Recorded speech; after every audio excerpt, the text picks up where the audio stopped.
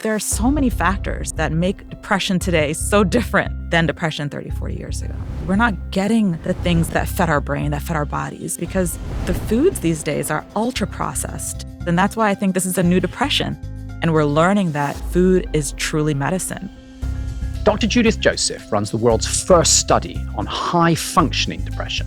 Her breakthroughs will be published in her 2025 book, High Functioning, but she'll also share them with us today. She's a board-certified psychiatrist, and her lab works around the clock to find cures for this new form of depression. We have a mental health epidemic.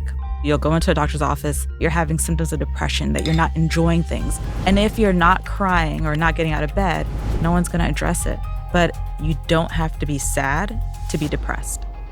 The thing that a lot of people miss is studies show that when you're stressed and anxious, you are going to make poor decisions. With myself, I know when I'm stressed, I want to reach for that sugary processed food. This is where you come in with your nutrition expertise. It's phenomenal now how much our knowledge is growing around how food impacts our mood.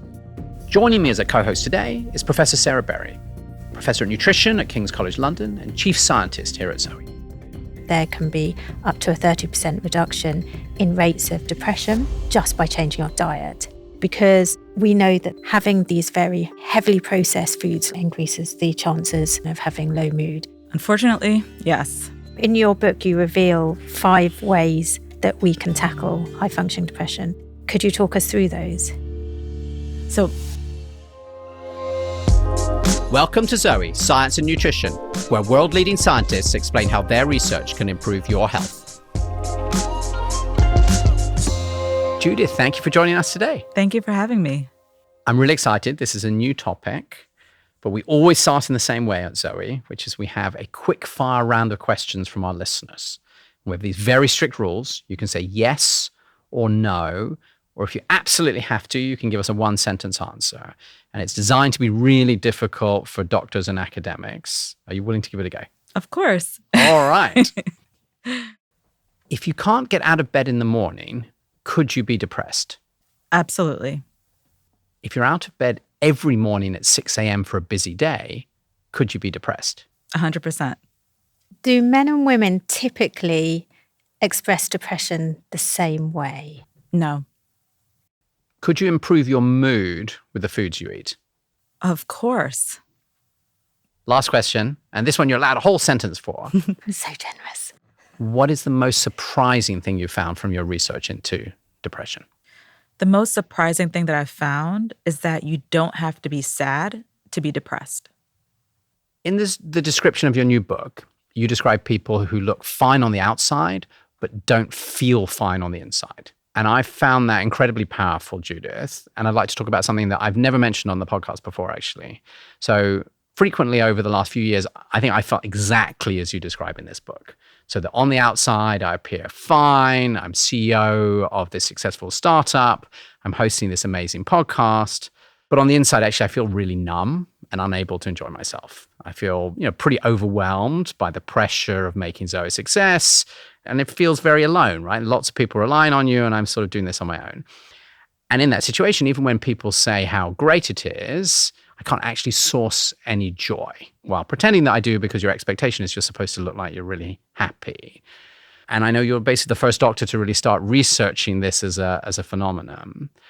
Can you start by explaining what classical depression is and what's going on in the brain, and then take us into this this new form of depression you're talking about? Well, first, thank you for sharing that story. It's vulnerable, and I think people need to hear that. Thank you. Because you're not the person that a doctor's going to say, let's address this. You're someone who you'll go into a doctor's office, they'll ask you symptoms of depression. You may say yes to some of them, but then they'll ask you, are you functioning? Are you delivering? You'll say, yep. And then they'll say, we'll see you next year. And in my lab, I was seeing cases like this throughout the pandemic, after the pandemic. People coming in, and I was checking the box of the DSM-5. Could you explain what the DSM-5 is? So in America, in the United States, we use the Diagnostic Statistical Manual for Psychiatric Conditions. And version 5 has criteria for depression. So symptoms of depression, in medical school, we learned it as SIGI CAPS. That was our acronym. Sleep, lack of interest, guilt, low energy is the E, C is concentration, A is appetite, P is pleasure or psychomotor retardation, and S is suicide. So you have to have 5 of these 9 criteria plus low mood or anhedonia. But the thing that a lot of people miss is the anhedonia part. So if a doctor asks you how you're feeling and you don't say that you're sad and you just say, I'm okay, which is most of our auto response, right? We say, I'm okay. And you say no to sadness, doctors don't dwell on anhedonia. And Judith, you've said a word a few times, anhedonia. I have never heard of that word. Could you explain what that means? So it's actually a word that if you ask any nurse, any healthcare professional, they know what it is. It's such an antiquated old medical word. Okay. Had you heard of it, Jonathan? No, go on. I want to know, have you heard of it? No. Most people haven't. That's okay. It was really coined by a French psychologist. I think he may have been a psychiatrist in the 1800s. And what he was seeing was this lack of pleasure and interest in things in people who had substance abuse and people who had depression and people who had schizophrenia. And that's where you see a lot of anhedonia. You even see it in people with dementia. So, older people who are going through that dementia phase and they just stop being enjoyed or excited about things. Anhedonia is prominent there. But people who have depression suffer from anhedonia. People who have trauma suffer from anhedonia. It's a numbing of the things that make life worth living. But it's a sneaky symptom. It's quiet. People don't walk around saying, I have anhedonia. They say, I feel meh or bleh, right? And if you're not crying or not getting out of bed, no one's going to address it. It's like, well, don't we all feel like that? And I think many of us do feel like that. I think that many of us process or don't process pain, but many of us process pain by self-soothing and numbing with things like drinking a lot, excessive buying, excessive use of social media, doom scrolling, busying themselves with work, just to get through, just to get things done, just to busy from and distracting from these unpleasant feelings or this emptiness that they feel. A lot of my patients would say that when they're not busy, when they're not working, they feel empty or they feel restless. So they have to be busy. And it's a distraction. So when you don't process these painful emotions, when you don't process the trauma, then you may start to get numb. And anhedonia feels like a numbing of pleasure, a numbing of interest in things that you once loved. When was the last time a doctor said, are you really enjoying life? Do you get out of bed with joy? No, they are in the business of eradicating disease, not cultivating joy. And that was what was missing. A lot of patients were not meeting the criteria for depression, but something was off. And I found that after the pandemic, I was seeing more and more of these cases. And then I saw a term floating around on the internet, high-functioning depression. You hear about these celebrities who died, who had a mask of happiness, who were performing, who were doing great things, but suddenly they decided to take their lives, right? They died by suicide. And a lot of their family members were saying that they were having high-functioning depression. And doctors in very, very important newspapers were saying, that's not even a thing. Well, if people are experiencing symptoms, but they don't meet a criteria that probably doesn't apply to everyone these days because a lot has happened, a lot has changed in the world. If they don't meet this criteria for something that was classified 30 years ago, then are we just going to leave them alone? Sometimes we have to let our patients lead us and to use the language that they identify with. So if your patient is saying that you're having symptoms of depression, that you're not enjoying things, but you're still performing, but you're still delivering, but you're having these symptoms, are we just going to wait for them to stop functioning, for them to be broken to do something about it? And that's why I thought that that term was so powerful, because it shakes to the core what we believe, what we think depression looks like. But we're missing people who don't meet criteria, but we could be helping them before it gets to a crisis, before they stop functioning. And I'm passionate about this work because, frankly, I was that person who was running a lab, taking care of employees, taking care of a small child at home, married to a frontline worker, seeing the world fall apart, having to help people. There was no way that I could stop. I had to keep going. So I pushed through pain. I suffered from high-functioning depression, and I knew that I had to do something about this, and that's why I started studying it. I have a favor to ask. 63% of people that watch this podcast haven't hit the subscribe button, and 11% haven't yet hit the bell to turn notifications on. We want this podcast to reach as many people as possible as we continue our mission to improve the health of millions. So if you've ever enjoyed this podcast, please hit the subscribe button and turn notifications on. Doing us this small favor will really help. Thank you. And if you went to see your doctor, what would generally happen if you're, with this sort of high functioning depression that you're talking about? What would you expect? So there was a scale that I was using in my research studies. It was the SHAP scale. I think it's actually developed by someone who's British. But it's an old scale, and there are items on there that I was using in my lab. But I found that some of the scales on there were a bit antiquated. Like in the US, many people don't drink tea, but tea shows up on that scale. So I had to change some of the items on there to match modern day. And so things that I would ask my patients were, when you eat a meal, do you enjoy it? Most of my patients who were suffering from high functioning depression were just eating to live. They weren't savoring their meals. Or, do you enjoy social interactions? And some of them would be saying, well, kind of, but most of the times I wish I weren't there, or I wish I would just hurry up and get through it. Do you enjoy intimacy? And a lot of them were saying no. And so the simple pleasures in life are just not exciting you. They're not bringing that same joy that they once did. And those are the things that I ask. Now, I also ask about those other symptoms that I mentioned, the SIGI caps of depression, to see if people are experiencing changes in their appetite, their sleep, their energy, guilt, and hopelessness. And I find that guilt is one of the things that I've noticed a lot with these patients. There's a guilt if they take a break. There's this feeling as if they're not producing enough, even though they're producing so much, like producing a podcast, running a business. It just doesn't feel like enough. So there's this guilt to keep pushing through and keep making more. But there's a lack of satisfaction. So this busying and this guilt that drives people to produce in order to feel worthy is really tied to high-functioning depression and overachievers. And Judith, do you think that it's increasing in prevalence given the demands of the modern way we live our lives? Do you think this is something that existed, 100, 200 years ago?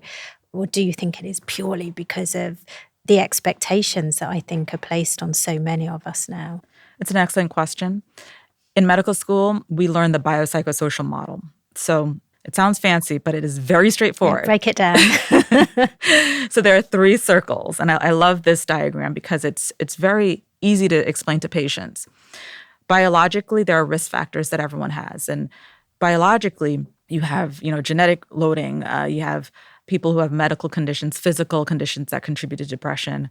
Psychologically, you have past traumas. You have your inner resilience, your IQ, whether or not you are pessimistic or optimistic, your attachment styles.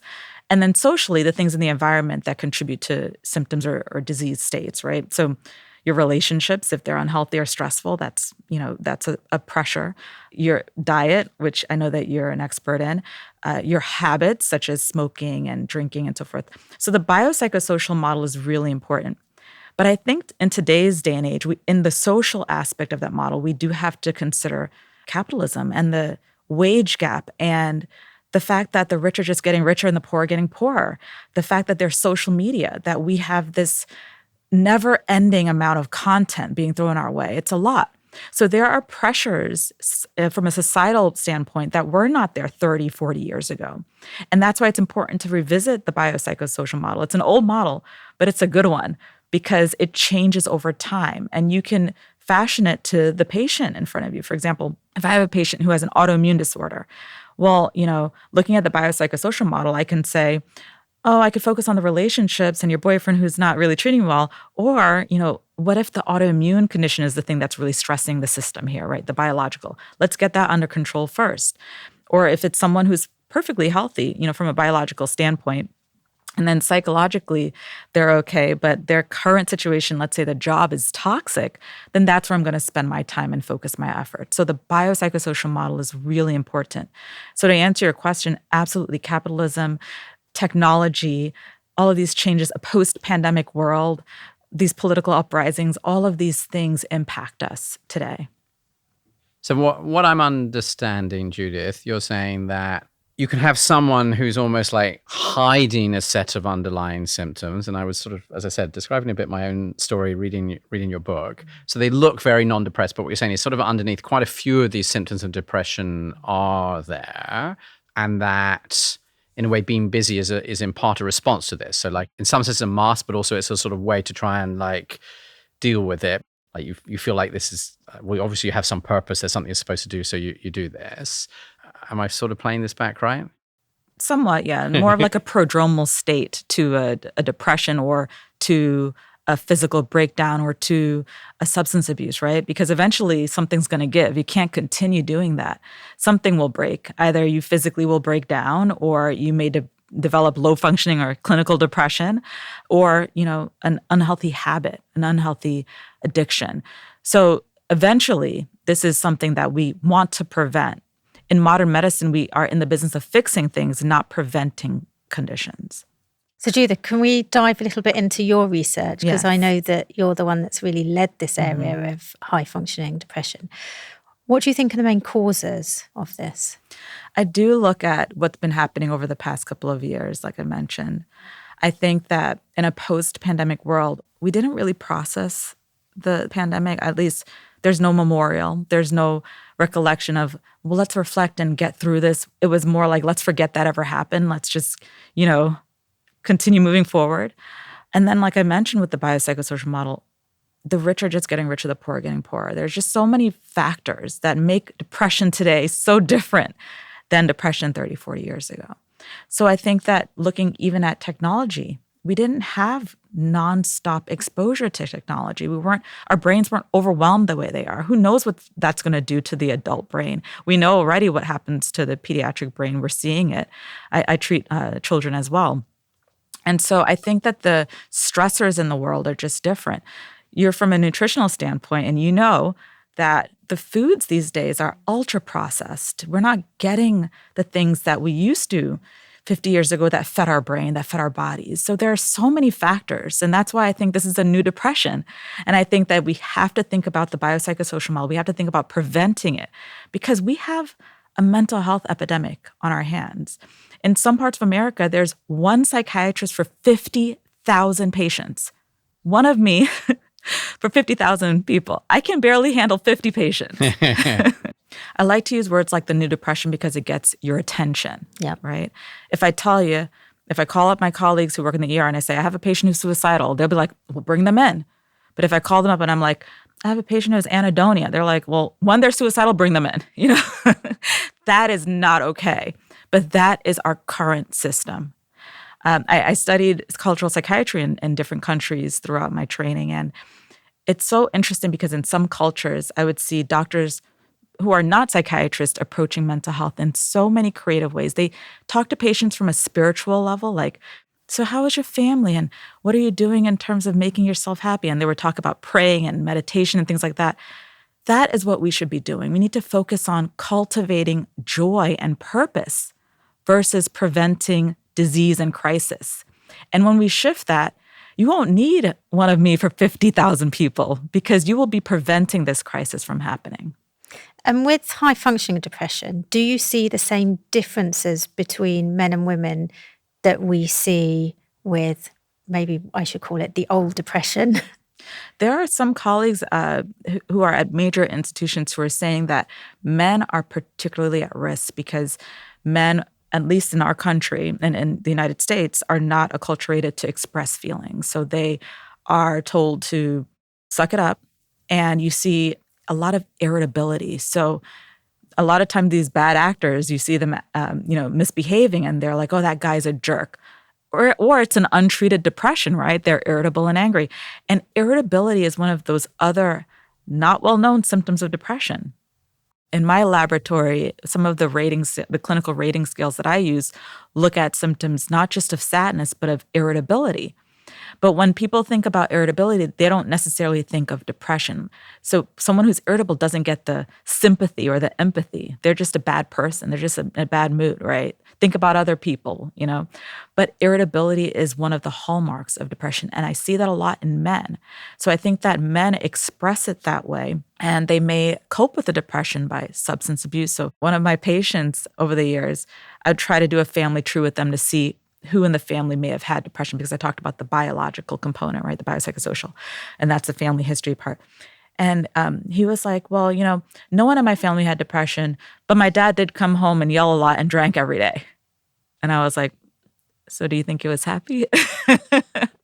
And then he was like, oh my gosh, never thought about it. Just thought he was a jerk. So you're saying, I just want to make sure I understood it, that might be a consequence of being really unhappy, which you're saying is also close to being depressed, and then you potentially start abusing substances or alcohol you're talking about here, and then obviously, someone might become an alcoholic, and we know all the bad things that come after that. But you're saying that's not necessarily the starting point, is not necessarily sort of innocently drinking too much and falling into this. Actually, this might be a crutch, a coping because it's mechanism. a way of coping, which makes sense to me, and I can definitely think of friends of mine for whom that's clearly been the case. Yeah, I mean, so what you're saying is basically the person expressed their depression instead of sadness with irritability, and the coping with this sadness, the coping with the emptiness that they don't necessarily identify as being sad, because a lot of people who are angry will not say that they're sad. Right? They'll say, I'm angry. But it really is a depression, right? And so they'll cope with that with drinking to escape whatever they're running from. There's a lot of comorbidity with trauma. So people who have unprocessed trauma, and not trauma in terms of what meets criteria for PTSD, post-traumatic stress disorder. Trauma in terms of emotional pain. So, to meet criteria for PTSD in the DSM-5, the diagnostic manual I'll tell you about, it has to be life-threatening, or it has to be something like a sexual assault, right? Or combat. You had to have experienced it or witnessed it to meet criteria. But there are other things that classify as traumas that are not in the DSM-5. For example, I had patients during the pandemic who told me that they experienced their loved one having prolonged cancer. Well, that's traumatizing, but it didn't meet criteria for DSM-5. But no one would deny that that is trauma, right? Or people who've been through terrible divorces or bankruptcies. I mean, that's traumatizing, but it doesn't meet criteria for the DSM-5 diagnosis of PTSD. So a lot of painful emotional experiences that have shaped who you are and how you perceive yourself in the world, those are traumas.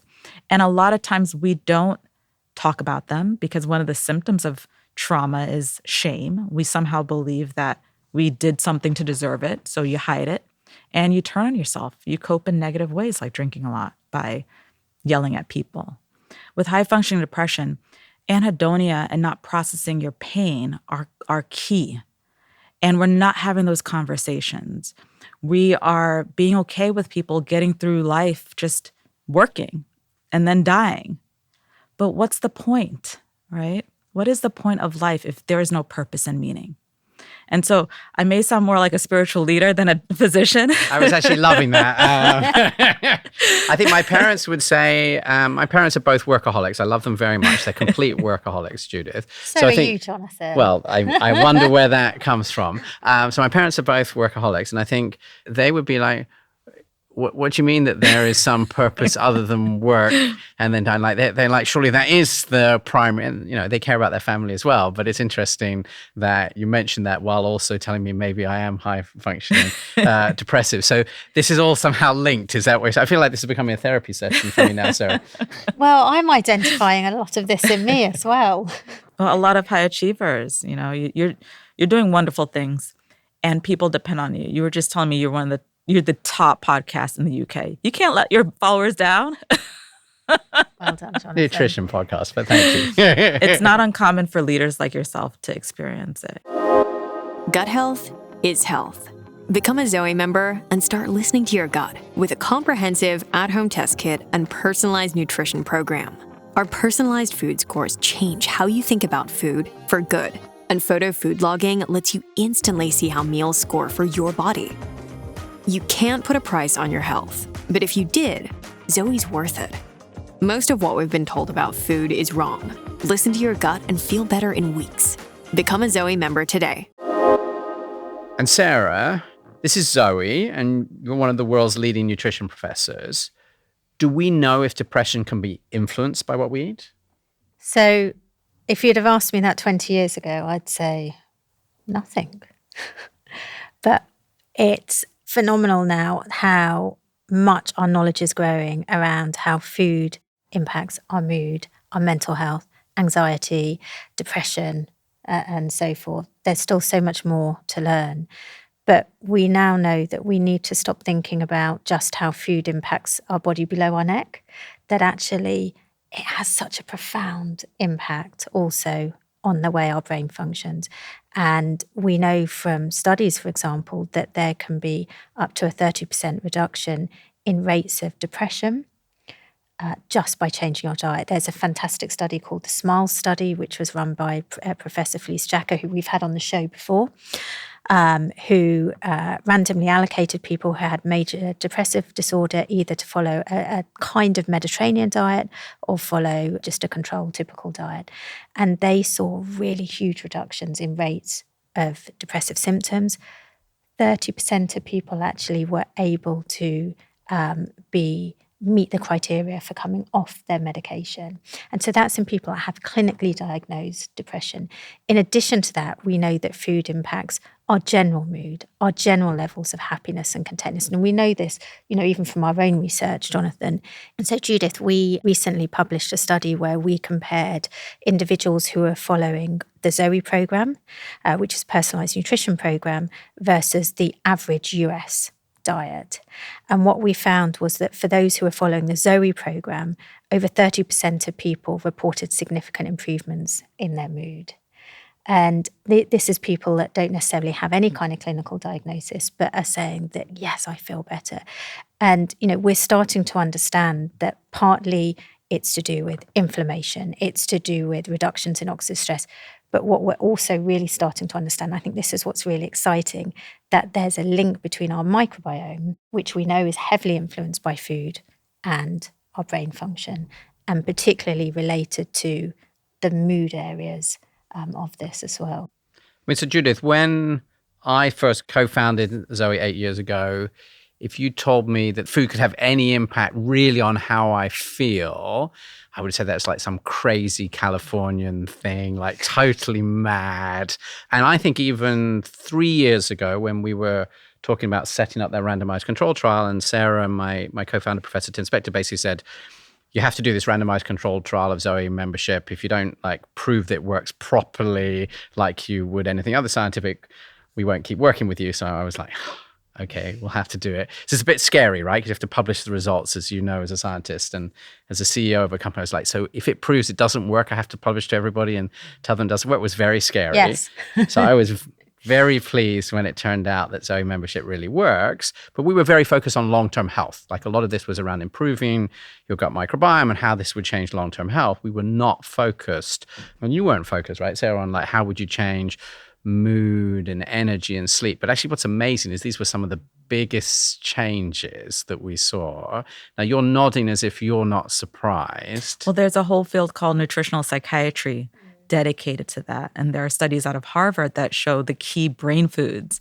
I'm sure you know, like those leafy greens, blueberries, foods rich in omega-3 fatty acids, eating foods that don't promote inflammation, right?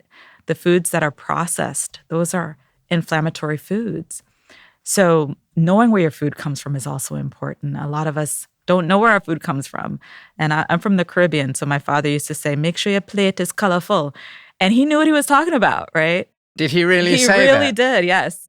We say that a lot as well, but I have to say that none of my parents or grandparents ever told me that my plate should be colorful.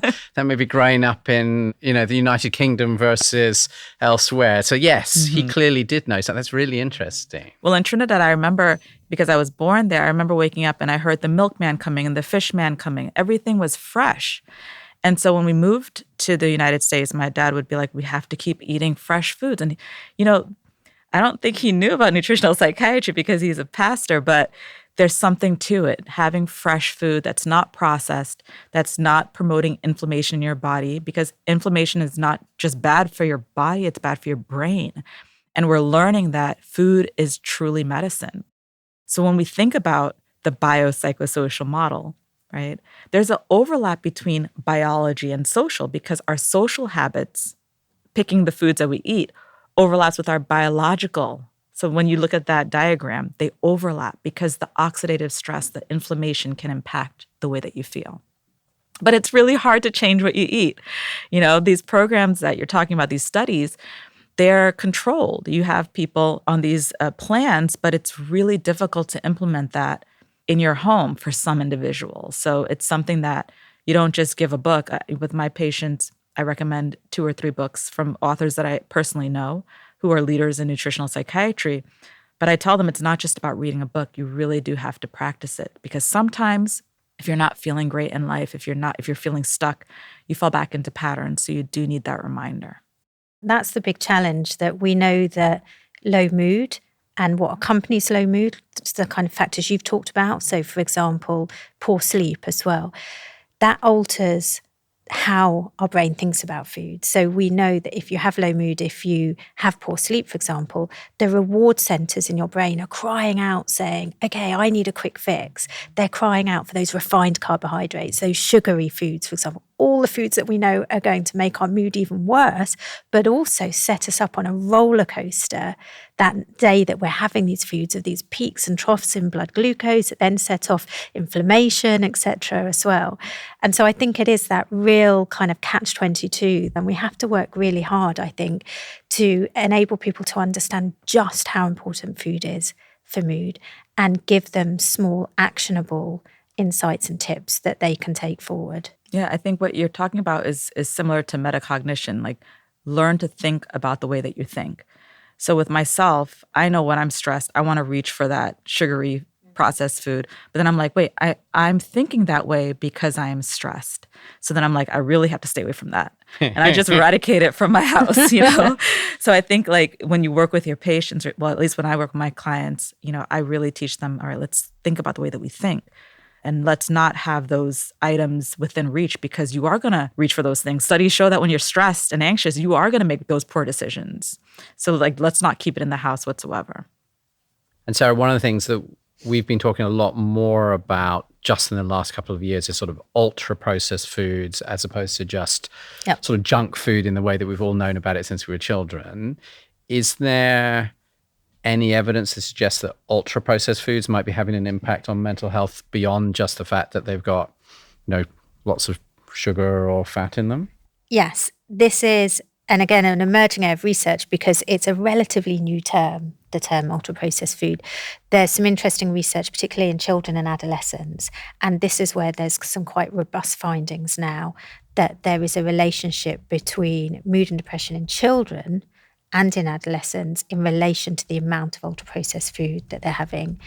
We need to now do studies in adults, and these are the kind of studies that, as far as I understand, are ongoing at different institutions, like at the Food and Mood Centre that Felice Jacka runs as well. So I think we're just going to see more and more evidence come out about the relationship of these unhealthy ultra-processed foods and our mood and depressive disorders. So Judith, I'd love to start talking about actionable advice now, because I think you've painted this picture around high-functioning depression. I bet there's loads of people like me, and apparently Sarah, who's been listening to this, saying like, oh, maybe I at least have some aspect of that. Could we maybe start actually with those listeners? So imagine they are thinking about this and saying, like, maybe I do have high-functioning depression. I feel like some of what Judith is describing like resonates. How can they identify it? Well, I do think that I have this rating scale on my website where I break down high-functioning depression into symptoms and scores and anhedonia. And so you'll get a score of anhedonia, which is that lack of pleasure feeling. And then you can get a score of high-functioning. So one of the most common things I see, I'll ask my clients, what did you eat for lunch today? Can you describe it? Sandwich. Okay, what did it taste like? It's good. Let's go more into that. Well, I don't really know. I didn't think about it. Okay. Well, tomorrow when you have lunch, I want you to close that computer, no phones on, and I want you to just focus on that food and practice something I call 5, 4, 3, 2, 1. It sounds super cheesy and granola, but it works. So I want you to really immerse yourself in that experience of eating that sandwich that you said was just good. And I want you to tell me 5 things that you can see. And I'm going to ask you about this the next time. So I want you to describe it. So you may see like this red tomato, and you see the green lettuce. You get the idea. 4 things that you can feel. So it could be like the bread or the texture of it, or whatever you're drinking. 3 things that you hear. And I want people to be intentional about that experience. 2 things you can smell. 1 thing you can taste. When I practice that with people, even in my office, I'll have like these little mints or a raisin, and they're doing that. They're not thinking about anything else. They're present in that moment, and they actually start to enjoy it. versus the shoveling the food in the face and just eating to get through the day. And it sounds so simple, but it's very difficult for people to do. That's a very quick and dirty way to start challenging and pushing back on anhedonia. What it does is forces you to slow down. It forces you to savor a moment and to actually find pleasure in something that we all have access to. We all have access to food, hopefully. And once you start with those baby steps, then I move on to people in their lives, right? People, a lot of times the mothers that I work with, they'll say like, I get home and I'm just so tired, I want to play with my kid. Well, we're going to teach you how to be present, even in that 5-minute interaction with your child. And the more you do these things, that you're intentional and mindful and still in these things, you actually start deriving pleasure again. You start feeling again. But remember how I said that anhedonia, that numbing, is probably a product of, not processing pain, or it's a coping mechanism. Well, when you don't process, when you don't feel that pain, you're not going to be able to feel joy. So it is a step in feeling again and being human again. Another common thing I hear is I'll ask my clients, how many times did you use the bathroom today? And they'll be like, I don't know, maybe once, maybe when I got here. Well, I want you to be mindful, and I want you to set alarms in your phone. You're going to take bathroom breaks like you did when you were in the first grade. And it sounds funny, but how many of us have just powered through and we had to really go? Why are we doing this to ourselves? Who's benefiting? What's the worst thing that will happen if we actually listen to our bodies and we're kind to ourselves and use the bathroom? So these sound like very simple things like, oh, I don't need a psychiatry degree to know that. But sometimes you do. You need a reminder to just start feeling your body again, to start being human again, to enjoy those basic things, those basic sensations again. I think a lot of what you're describing to me sounds like just slow it down. And I think what really resonates is the being present. And it's something that I've really struggled with my children. They're now getting to their teens. And I look back and even during, while they were children, I kept thinking, I wish I could be more present.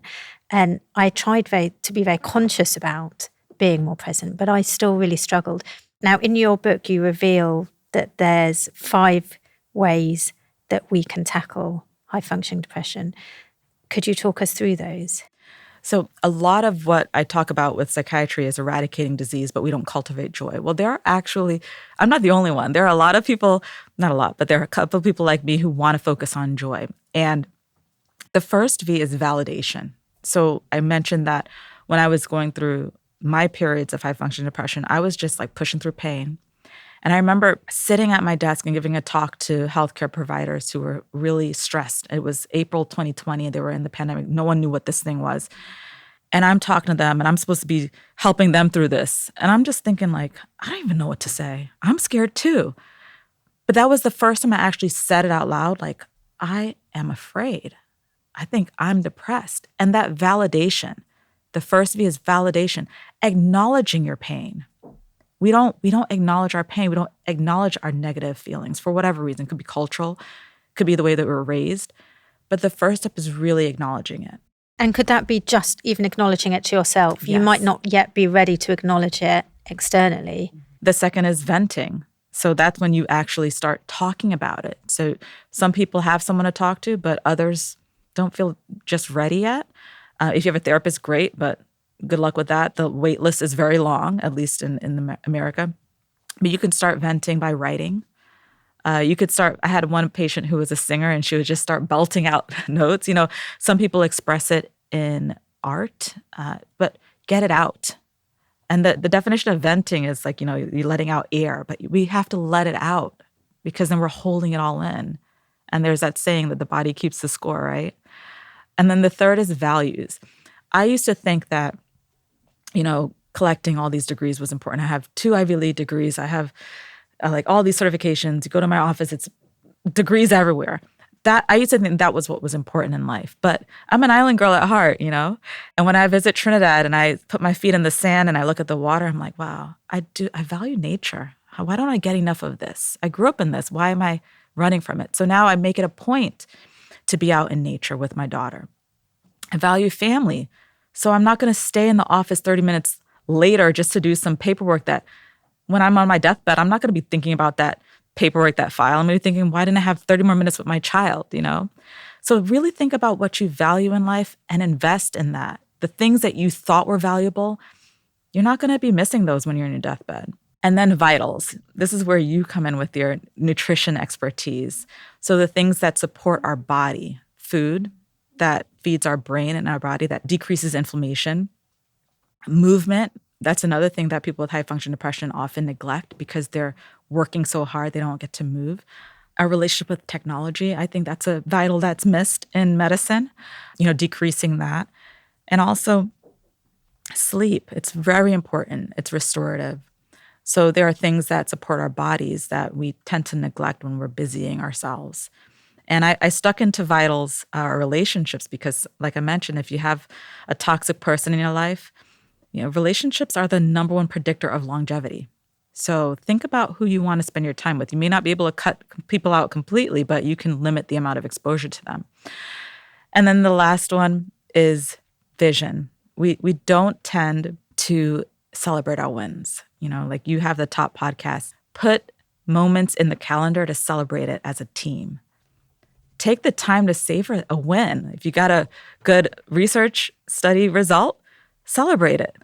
Don't just send an email. Look, this is what our study showed. Okay, what's for dinner?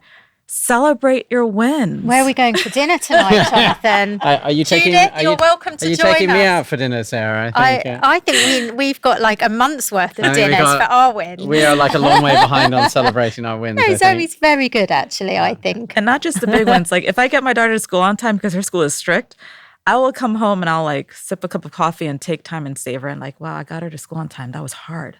Right? It's not just the big wins, I love that, the small wins, because it's the small wins that I don't think we acknowledge, but it's the things that are occurring hour after hour, day after day, that are challenging. And Sarah, just listening to that on the food side, I just wanted to follow up on one thing, which is I think a lot of listeners think of this will be, well, if I am worrying about my mental health, are there any specific foods or way of eating or anything that can actually help? So I think there's no specific way of eating that would be different to what we would recommend for everyone, specifically for mood. So we would recommend for everyone's physical and also mental health to be following the kind of diet we encourage at Zoe. So this is a diet rich with whole foods, whole plant-based foods, lots of colour, as your dad told you, Judith. So a diversity of different plant-based foods that are rich in colour because they contain all of these magical chemicals called polyphenols, which we know act on anti-inflammatory pathways. Lots of fibre-rich foods, so whole grains, legumes, pulses. Foods that also contain omega-3, and Judith touched on this as well. Omega-3 is a particular kind of fat. It's found in high amounts in oily fish, and that's really important because we know it has a really important functional role in our brain as well. And avoiding certain foods. I know that we want to think about what we should encourage, but I do think we need to acknowledge, particularly when it comes to mental health and depression, that actually having these very high refined carbohydrates, high sugar foods, high heavily processed foods like your, salamis, your heavily processed red meats, for example, we know that increases the chances of having mental health issues, of having depression, of having low mood. So Dad was completely right about eating the sort of food that he was eating before you came to the States, it sounds like. Yes. I tell my patients, if you can't pronounce it, don't eat it. Which, if you look on most food labels, is quite limiting. Mm-hmm. Judith and Sarah, thank you. That's, I think, been amazing, really interesting. I would like to do a quick summary. And Judith, will you correct me if I get this wrong, because it's a completely new topic for me. So I think you started with this idea that basically you've been trained, like most doctors, with this idea of eradicating disease and not at all about worrying about creating joy with people who don't have joy, but actually there's sort of this epidemic of people who are managing to function, but just have sort of got their joy switched off. And if they don't do anything about it, they can end up getting worse. And then you end up treating them because it's gone to a full depression or something like that. So for you, that doesn't make any sense. And actually, this is a real thing, this high functioning depression. And if you can help people to identify it, then what I think is exciting is just saying there are things that can be done. The men and women don't necessarily express it in the same way. We then talked a bit about food, and that food really does make a difference for mental health. This is not some like woo-woo thing that, as I thought it was a decade ago, but it's like real. And I think Sarah just shared something I'd never heard before, which is that like there's this latest research showing that there's actually a link specifically between ultra-processed food and depression, you said? Mood disorders in children and adolescents. Which I think is, again, this sign that the food that we're eating is, doing really terrible things, I think, that none of us understood. And then you talked about the fact you can do something about this. And I think my takeaway was, your number one thing you're trying to say is, can you start to be present? And if you can be more present, you might be able to start to connect and start to source joy. And so you talked about like this noticing lunch and paying attention to it with this rule, which I love, and I know is in the book. And then you talked about these different V's. And interesting, there's a sort of pathway, it sounded like, between like just acknowledging yourself that you're unhappy and in pain, being able to talk about it, which if you were brought up with a stiff British upper lip and a family that didn't talk about emotions is really hard. It's not at all, where you are. Even if it's in a very loving family, it's not what you're supposed to do. Doing the things that you actually value, like you talked about the family and all the rest of it, because this obsession to work hard actually maybe pulls you away from the things that you really care about. Look after your body. And then I love the last one, actually go and celebrate your wins, because I think that is really interesting what you said. I was thinking back to this description I was saying about times that I felt at Zoe. I think unable to celebrate any of those wins of things that were going on is definitely part, I think, of how I would describe, how I was feeling. Excellent. That is spot on. And Jonathan, may I celebrate what you have done in the last 7 years is incredible. I'm sorry, Judith. I know this is about high functioning depression. Therapy session. But honestly, like the joy that you have brought to all the zoantists that have the pleasure of working with you, for you, the joy that you brought to my life, the phenomenal science we have produced. Honestly, it's like, I always talk about our research at Zoe as being like science on steroids. It's just crazy and fun and incredible. The breakthroughs, everything. And then what you're doing to all of the people that get to listen, the millions of people that listen to your wonderful podcast, the hundreds of thousands of people that have actually done Zoe, that are following the Zoe diet, and the new discoveries that are helping hundreds of thousands of menopausal women as well. So well done. You can make me cry now. Thank you, Sarah. I appreciate that. Judith, well, we don't normally do that on the podcast. I'm like really embarrassed and not in touch with my emotions, but I appreciate it. We're going to go and have a private consultation, I think, after this. Judith, thank you so much for coming on the show. Thank you. It was my pleasure. It was a real pleasure. Oh, thank you, Judith.